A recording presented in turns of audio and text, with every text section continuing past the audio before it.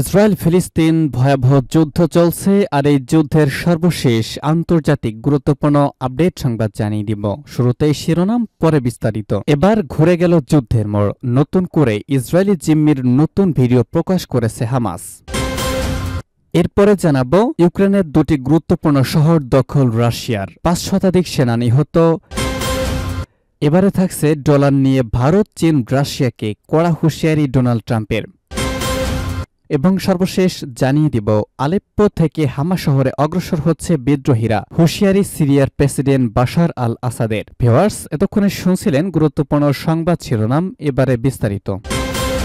Israeli জিম্মির নতুন video প্রকাশ করেছে Hamas. ফিলিস্তিনের গাজায় জিম্মি থাকা এক আমেরিকান ইসরায়েলির একটি ভিডিও প্রকাশ করেছে হামাসের সশস্ত্র শাখা। গতকাল নতুন এই ভিডিওটি প্রকাশ করা হয়েছে। ভিডিওটি ঠিক কবে ধারণ করা হয়েছে তা যাচাই করা যায়নি। ভিডিওতে যে জিম্মিকে দেখানো হয়েছে তার নাম ইদান আলেকজান্ডার। গত বছরের ৭ অক্টোবর তিনি সহ অন্যদের জিম্মি করে গাজায় নিয়ে যাওয়া হয়। আলেকজান্ডারকে এই ভিডিওতে নবনির্বাচিত মার্কিন প্রেসিডেন্ট ডোনাল্ড ট্রাম্পকে উদ্দেশ্য করে ইংরেজিতে কথা বলতে দেখা যায়। অন্যদিকে তিনি ইসরায়েলের প্রধানমন্ত্রী বেনিয়ামিন নেতানিয়াহুকে উদ্দেশ্য করে হিব্রুতে কথা বলেন। গাজায় থাকা জিম্মিদের মুক্তির জন্য সরকারের উপর চাপ তৈরির জন্য ইসরায়েলিদের প্রতি আহ্বান জানিয়েছেন আলেকজান্ডার। আলেকজান্ডারের মা ইয়ায়েল আলেকজান্ডার গতকাল সন্ধ্যায় তেল আবিবে জিম্মিদের মুক্তির দাবিতে অনুষ্ঠিত একটি সমাবেশে বক্তৃতা দেন। তিনি বলেন, ভিডিওটি তাকে বিচলিত করেছে। ভিডিওটি দেখে বোঝা যায় তার সন্তান সহ অন্য জিম্মিদের অবস্থা কতটা ভয়াবহ। বোঝা যায় তারা কতটা কান্না করেছেন, তারা এখনো রক্ষা পাওয়ার আশা করছেন। এই মা জানান, তিনি নেতানিয়াহুর সঙ্গে কথা বলেছেন। তিনি নেতানিয়াহুকে বলেছেন তাকে অবশ্যই তার প্রতিশ্রুতি রাখতে হবে, জিম্মিদের মুক্ত করতে হবে, তার সন্তান সহ সব জিম্মিকে ফিরিয়ে আনতে হবে। নেতানিয়াহুর কার্যালয় একটি বিবৃতিতে বলেছে, প্রধানমন্ত্রী অঙ্গীকার করেছেন জিম্মিদের ফিরিয়ে আনতে ইসরায়েলের সব ধরনের পদক্ষেপ নিতে বদ্ধপরিকর। ভিডিওটি প্রকাশ করার ঘটনাকে নিষ্ঠুর মনস্তাত্ত্বিক যুদ্ধ বলে মন্তব্য করেছেন নেতানিয়াহু। অন্যদিকে হোয়াইট হাউসের জাতীয় নিরাপত্তা পরিষদের মুখপাত্র শন শাভেট ভিডিওটিকে সন্ত্রাসের নিষ্ঠুর অনুসারক হিসেবে অভিহিত করেছেন। তিনি একটি বিবৃতিতে বলেছেন, হামাস যদি জিম্মিদের মুক্তি দিতে রাজি হয় তাহলে গাজা যুদ্ধ কালই বন্ধ হবে, গাজাবাসীদের দুর্ভোগ শেষ হবে। গত বছরের ৭ অক্টোবর দক্ষিণ ইসরায়েলে হামলা চালায় ফিলিস্তিনি স্বাধীনতাকামী সশস্ত্র সংগঠন হামাস। ইসরায়েলের সরকারি পরিসংখ্যান অনুসারে এই হামলায় ১,২৬০ জন নিহত হয়েছেন। ২৫১ জনকে জিম্মি করে গাজায় নিয়ে যায় হামাস। এখন গাজায় জিম্মির সংখ্যা ৯৭। এর মধ্যে ৩৪ জনের মৃত্যু নিশ্চিত করা হয়েছে, তবে তাদের লাশ গাজায় রয়েছে। গত বছরের ৭ অক্টোবর থেকেই গাজায় নির্বিচারে হামলা শুরু করে ইসরায়েল। গাজার স্বাস্থ্য মন্ত্রণালয়ের পরিসংখ্যান অনুসারে ইসরায়েলের চলমান হামলায় ৪৪,৩৮২ জন ফিলিস্তিনি নিহত হয়েছেন। তার মা জনগণকে জানান, তিনি নেতানিয়াহুর সঙ্গে ফোন কলে বলেছেন, অবশ্যই আপনার প্রতিশ্রুতি রাখবেন। রাষ্ট্রটির যুদ্ধ শেষ করতে ও আমার এডান সহ তাদের সবাইকে ফিরিয়ে আনতে যথেষ্ট শক্তিশালী। দনেতস্কের পেট্রোভকা ও ইলিনকা দখল রাশিয়ার, ইউক্রেনের ৫০০ সেনা নিহত। রাশিয়ার সশস্ত্র বাহিনী দনেতস্ক পিপলস রিপাবলিকের পেট্রোভকা এবং ইলিনকা অঞ্চল মুক্ত করেছে বলে জানিয়েছে রুশ প্রতিরক্ষা মন্ত্রণালয়। এসব এলাকায় সংঘর্ষে ইউক্রেনের ৫ শতাধিক সেনা নিহত হয়েছেন। আজ রুশ প্রতিরক্ষা মন্ত্রণালয় একটি বিবৃতিতে বলা হয়েছে, রুশ বাহিনীর ব্যাটল গ্রুপ সাউথ ইলিনকা এবং ব্যাটল গ্রুপ সেন্টার পেট্রোভকা মুক্ত করেছে। এছাড়া রুশ বাহিনী ইউক্রেনীয় সামরিক বিমানবন্দরের অবকাঠামো, ড্রোন অ্যাসেম্বলি স্থাপনা এবং অস্ত্রাগারেও হামলা চালিয়েছে। বিবৃতিতে বলা হয়েছে, রুশ বাহিনী ইউক্রেনের সামরিক বিমানবন্দর, ড্রোন তৈরির কারখানা এবং ১৩৬টি এলাকায় শত্রুর জনবল ও সরঞ্জামে আঘাত হেনেছে। গত ২৪ ঘণ্টা রুশ আকাশ প্রতিরক্ষা ব্যবস্থা ৫৫টি ইউক্রেনের ড্রোন ধ্বংস করেছে। প্রতিরক্ষা মন্ত্রণালয়ের দেওয়া তথ্য অনুযায়ী নিয়ে বিশেষ সামরিক অভিযান শুরুর পর থেকে পর্যন্ত ইউক্রেনের ৬৪৯টি বিমান, ২৮৩টি হেলিকপ্টার, ৩৭,০১৩টি ড্রোন, ৫৮৬টি অ্যান্টি এয়ারক্রাফট মিসাইল সিস্টেম, ১৯,৫৭৭টি ট্যাঙ্ক এবং সাজোয়াজান ধ্বংস করা হয়েছে। ব্যাটল গ্রুপ ইস্ট ডিপিআর এর ভেলিকায়া, নোভলসেকা, রাজলিভ এবং নোভি কোমার এলাকায় ইউক্রেনের ৩২তম মেকানাইজড ব্রিগেড এবং ২৪১তম টেরিটোরিয়াল ডিফেন্স ব্রিগেডকে পরাস্ত করেছে। এসব অভিযানে ইউক্রেনে ১০০ সেনা নিহত এবং ইউএস নির্মিত HMMWV ট্রাক, ৫টি যান, একটি ১৫২ মিমি অ্যাটাক্সিয়া এবং একটি ১২২ মিমি D-20 হাউজার ধ্বংস হয়েছে।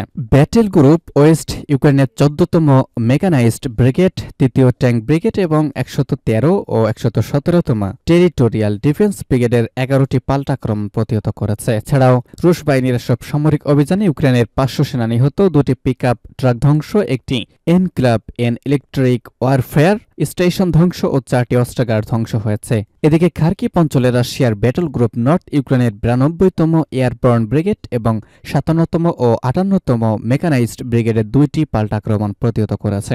আর ব্যাটল গ্রুপ দিনিপ্রের আক্রমণে 85 জন ইউক্রেন সেনা, 3টি যানবাহন, একটি বিদ্যুতিক যুদ্ধ স্টেশন এবং 2টি অস্ত্রাগার ধ্বংস করেছে। মোট কথা, গত 24 ঘন্টায় রাশিয়ার বিশেষ সামরিক অভিযান ডিপিআর এর বিভিন্ন অঞ্চলে সাফল্যের মুখ দেখেছে এবং ইউক্রেনীয় বাহিনীর উল্লেখযোগ্য ক্ষয়ক্ষতি ঘটিয়েছে। অঞ্চলগুলোতে রুশ বাহিনীর অগ্রগতি আরও নিরাপত্তা এবং স্থিতিশীলতা নিশ্চিত করেছে। ডলার নিয়ে ভারত, চীন, রাশিয়াকে কড়া হুঁশিয়ারি ট্রাম্পের। আগামী জানুয়ারিতে যুক্তরাষ্ট্রের প্রেসিডেন্টের চেয়ারে বসতে যাচ্ছেন ডোনাল্ড ট্রাম্প। এর মধ্য দিয়ে হয়তো শুল্ক যুদ্ধের দ্বিতীয় ঢেউ দেখতে যাচ্ছে বিশ্ব। এরই মধ্যে কয়েকটি দেশে অতিরিক্ত শুল্ক আরোপের হুঁশিয়ারি দিয়েছেন ট্রাম্প। খবর এনডিটিভির। যুক্তরাষ্ট্রের নবনির্বাচিত প্রেসিডেন্ট সম্প্রতি হুমকি দিয়েছেন, যদি ব্রিক্স দেশগুলো আন্তর্জাতিক লেনদেনের জন্য মার্কিন ডলারের বিকল্প ব্যবহার বা ডলারের আধিপত্যকে খর্ব করার চেষ্টা করে, তাহলে তাদের পণ্যের ওপর 100% শুল্ক আরোপ করা হবে। গত অক্টোবরে রাশিয়ার কাজানে ব্রিক্সভুক্ত দেশগুলোর বৈঠকে ডলার বহির্ভূত লেনদেন নিয়ে আলোচনা হয়। এবার সেই ইস্যুতে মন্তব্য করলেন নবনির্বাচিত মার্কিন প্রেসিডেন্ট ট্রাম্প। ব্রিক্সভুক্ত দেশগুলোর মধ্যে রয়েছে ব্রাজিল, রাশিয়া, ভারত, চীন, দক্ষিণ আফ্রিকা, ইরান, মিশর, ইথিওপিয়া ও সংযুক্ত আরব আমিরাত। সামাজিক যোগাযোগ মাধ্যমে এক পোস্টে ট্রাম্প বলেন, ডলার থেকে ব্রিক্সের সদস্য দেশগুলো যে সরে যাওয়ার চেষ্টা করছে তাতে দাঁড়িয়ে দেখার দিন শেষ। এসব দেশকে কথা দিতে হবে, তারা নতুন ব্রিক্স মুদ্রা তৈরি করবে না, ডলার পরিবর্তে অন্য কোনো দেশের মুদ্রা ব্যবহার করবে না। তারা যদি তা করে, তাহলে যুক্তরাষ্ট্রে কিছু বিক্রি করতে চাইলে সেই পণ্যের ওপর 100% শুল্ক চাপানো হবে। নবনির্বাচিত মার্কিন প্রেসিডেন্টের হুঁশিয়ারি, আন্তর্জাতিক বাণিজ্যের ডলারের বদলে অন্য কিছু আনতে পারবে না ব্রিক্সভুক্ত দেশগুলো। ট্রাম্প বলেন, যদি কেউ ডলারের বিরুদ্ধে যেতে চায় তারা অন্য কিছু খুঁজে নিতে পারে। আন্তর্জাতিক বাণিজ্যে ব্রিক্স গোষ্ঠীর ডলার প্রতিস্থাপনের কোনো সুযোগ নেই এবং যে দেশ এটি করার চেষ্টা করবে তাকে আমেরিকার কাছ থেকে বিদায় নিতে হবে। অক্টোবরে অনুষ্ঠিত ব্রিক্স সম্মেলনে একটি যৌথ ঘোষণাপত্র গৃহীত হয়েছিল, যেখানে সদস্য দেশগুলোর মধ্যে ব্যাংকিং নেটওয়ার্ক আরও শক্তিশালী করা এবং ব্রিক্স ক্রস বর্ডার পেমেন্টস ইনিশিয়েটিভের অধীনে স্থানীয় মুদ্রায় লেনদেন কার্যকর করার বিষয়ে সিদ্ধান্ত হয়। তবে সম্মেলনের শেষে রাশিয়ার প্রেসিডেন্ট ভ্লাদিমির পুতিন স্বীকার করেছেন, বেলজিয়াম ভিত্তিক সুইফটের মতো শক্তিশালী আর্থিক যোগাযোগ ব্যবস্থা তৈরিতে এখনো ব্রিক্সভুক্ত দেশগুলো সফল হয়নি। এদিকে ভারত ডলারাইজেশনের বিপক্ষে। অক্টোবরে ভারতের পররাষ্ট্রমন্ত্রী এস জয়শঙ্কর বলেন, ডলারাইজেশন ভারতের অর্থনৈতিক, রাজনৈতিক বা কৌশলগত নীতির অংশ নয়। তবে তিনি জানান, এমন ক্ষেত্রে যেখানে যুক্তরাজ্যে অংশীদারদের ডলার গ্রহণ করে না বা নীতিগত জটিলতা দেখা দেয়, সেখানে বিকল্প উপায় খোঁজা হয়। আলেপ্পো থেকে হামাস শহরে অগ্রসর হচ্ছে বিদ্রোহীরা, হুঁশিয়ারি আসাদের। সিরিয়ার বিদ্রোহী গোষ্ঠী হায়াত তাহরির আল শাম দেশটির প্রেসিডেন্ট বাশার আল আসাদের বাহিনীর বিরুদ্ধে সর্ববৃহৎ হামলা চালিয়েছে। বিদ্রোহীরা সরকারি নিয়ন্ত্রণে থাকা অর্ধশতাধিক শহর ও গ্রাম দখলের পর সিরিয়ার ঐতিহাসিক আলেপ্পো শহরের পশ্চিমাঞ্চল দখল করে নিয়েছে। বিদ্রোহীরা এখন শামা শহরের দিকে অগ্রসর হচ্ছে। সিরিয়ার সেনাবাহিনী হামলাকারীদের হাত থেকে শহর রক্ষায় প্রস্তুতি নিয়েছে। এ অবস্থায় উত্তেজনার পারদ ছড়িয়ে পড়ার আশঙ্কা করা হচ্ছে। সিরিয়ার প্রেসিডেন্ট বাশার আল আসাদ হুঁশিয়ারি দিয়ে বলেছেন, দেশের উত্তরাঞ্চলে যে বিদ্রোহীরা বর্তমানে তাণ্ডব চালাচ্ছে, সন্ত্রাসী হামলা যতই তীব্র হোক না কেন তাদের পরাজিত করা হবে। স্থানীয় সময় গতকাল আমিরাতের প্রেসিডেন্ট শেখ মোহাম্মদ বিন জায়েদের সঙ্গে ফোনালাপে জায়েদ জোর দিয়ে বলেন, সব সন্ত্রাসীর মোকাবেলায় সিরিয়া তার অস্থিতিশীলতা দূর করে স্থিতিশীলতা এবং আঞ্চলিক অখণ্ডতা রক্ষা করে যাচ্ছে।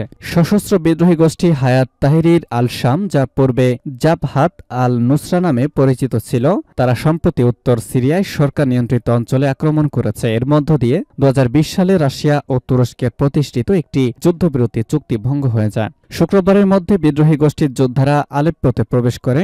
2016 সাল থেকে সিরিয়ার সরকারি নিয়ন্ত্রণে ছিল শহরটি। এক বিবৃতিতে সিরিয়া জেনারেল কমান্ড বলেছে, হাজার হাজার বিদেশি সন্ত্রাসী, ভারী অস্ত্র ও বিপুল সংখ্যক ড্রোন দিয়ে হামলা চালানো হয়েছে। আলেপ্পো রক্ষায় বেশ কয়েকজন সিরীয় সেনা নিহত হয়েছে। জেনারেল কমান্ড জানিয়েছে, সিরিয়ার সরকারি বাহিনী আলেপ্পোর সম্পূর্ণ ক্ষয়ক্ষতি ঠেকাতে সফল হয়েছে এবং পাল্টা আক্রমণের প্রস্তুতি নিতে শহর থেকে সরে এসেছে।